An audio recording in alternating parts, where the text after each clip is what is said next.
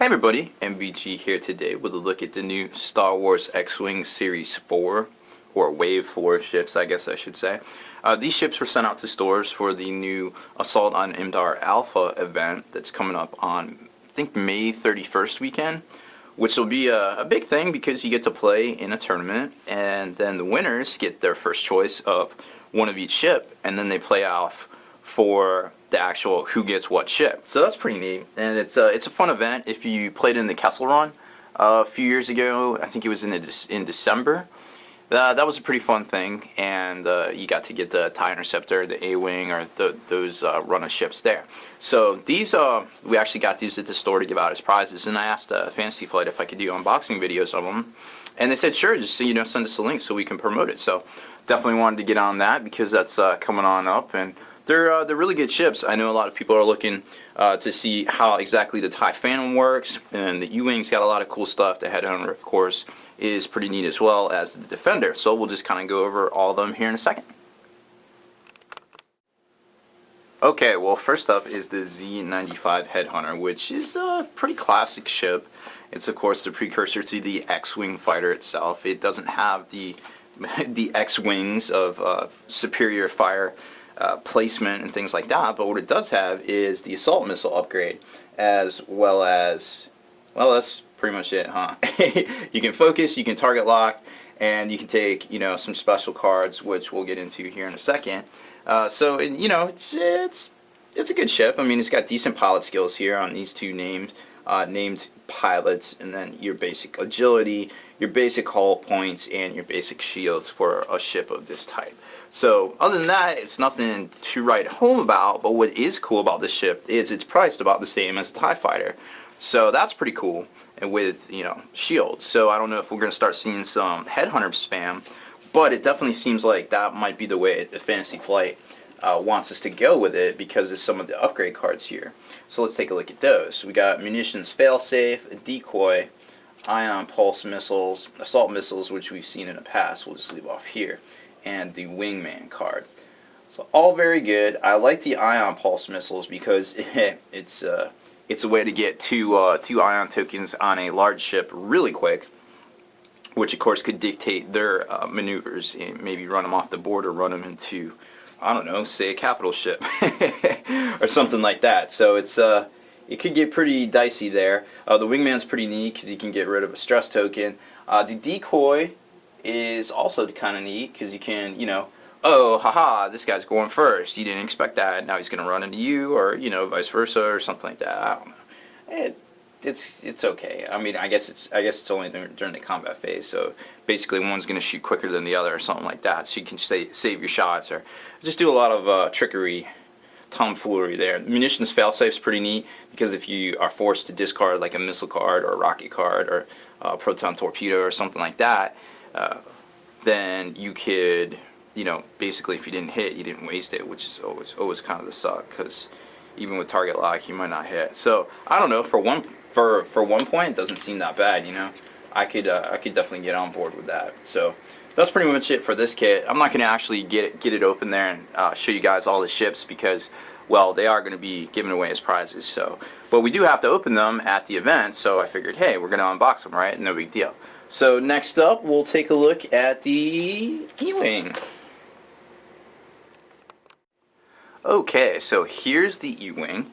These are the pilot cards that come with it. You get your two generic squadron type cards, and then you've got your two named pilots here. And of course, well, this guy here looks pretty good. He's got an 8 pilot skill, very high agility, high rate of fire, 3 shields on the Ewings in general. And look at that action bar, pretty good. You get all sorts of stuff: focus, target lock, barrel roll, which we haven't seen in one other ship in the Alliance, and evade as well, which also very good. So it's got a lot of good stuff here. Then the special bar here.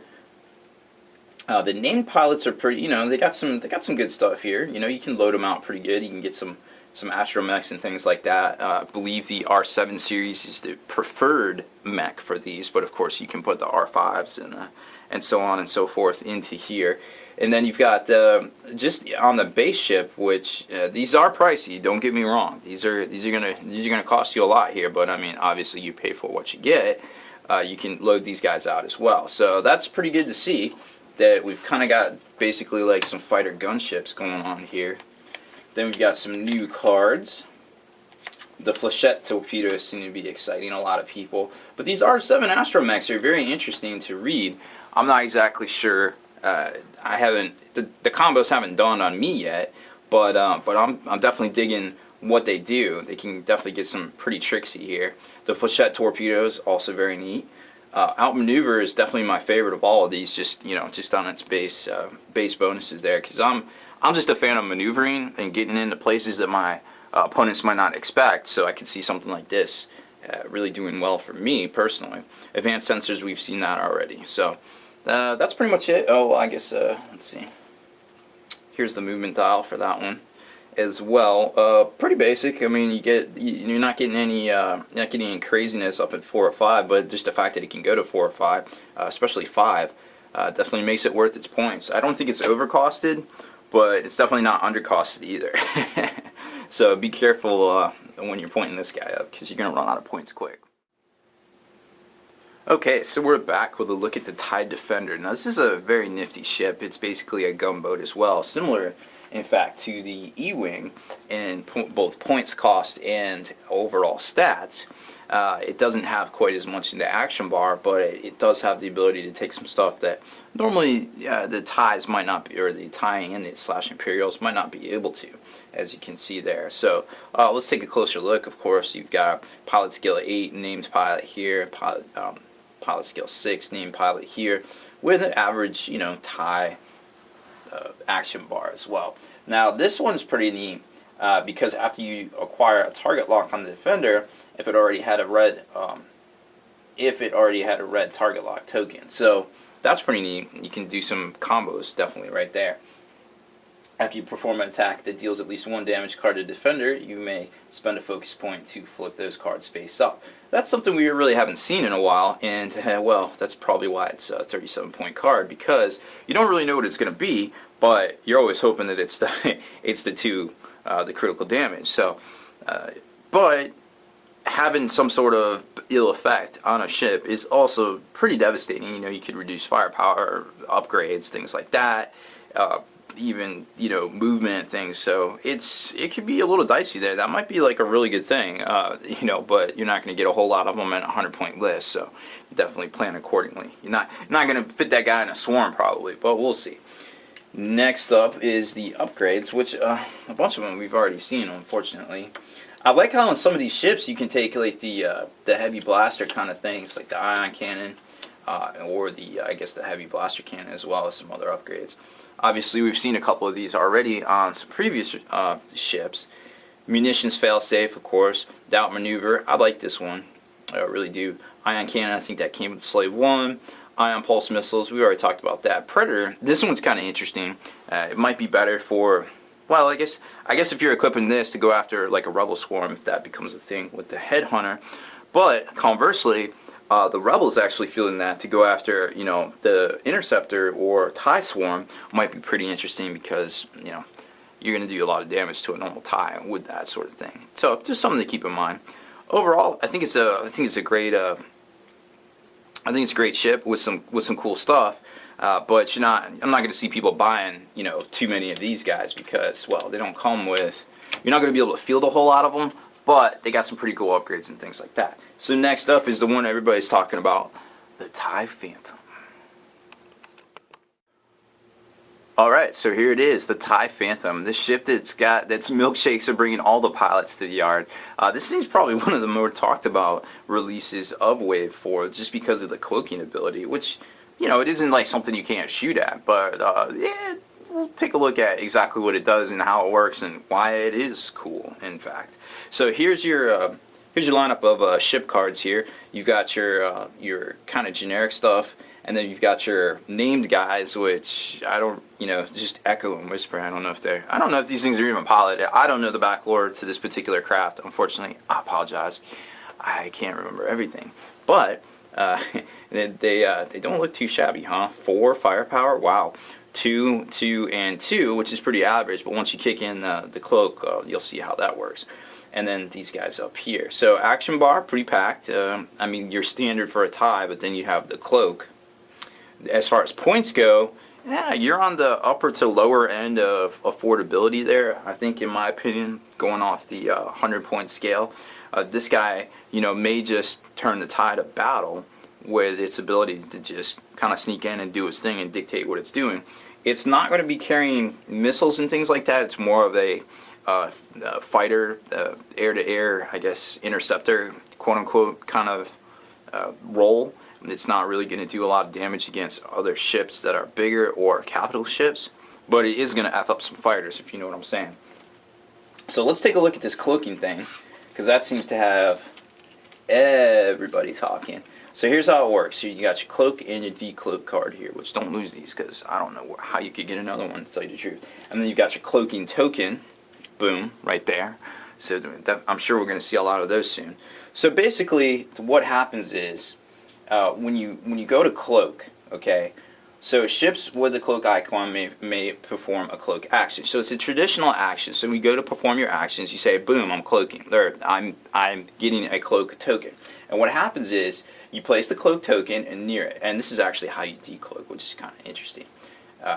So you can't get two of these, obviously. The agility value of a ship with the cloak token is increased by 2. But while that ship has the cloak token, it cannot perform attacks. So you can't shoot. While you're cloaked, you can't shoot. I mean, that's just a traditional sci-fi lore. That was a big thing. Star Trek made a big movie out of. Holy crap, a bird of prey that can shoot while cloaked. Oh no, the Federation is doomed. Whatever. But, we can accept that traditionally. We've seen it before. It's not a new thing. It's like, oh, werewolves, they're allergic to this, or vampires get staked in the heart, kind of thing. Hey, it kills them. All right, cool, we got it. I'm on board with this, 100%. To decloak, you may spend your cloak token, so you throw it away, immediately before revealing the maneuver dial. Very important. So your opponent might not know if you're going to stay cloaked, decloak, go after them, shoot them up. It just keeps your opponent guessing. It's kind of a bluffing game, and we're going to see it's going to be an integral part of the game, I'm sure.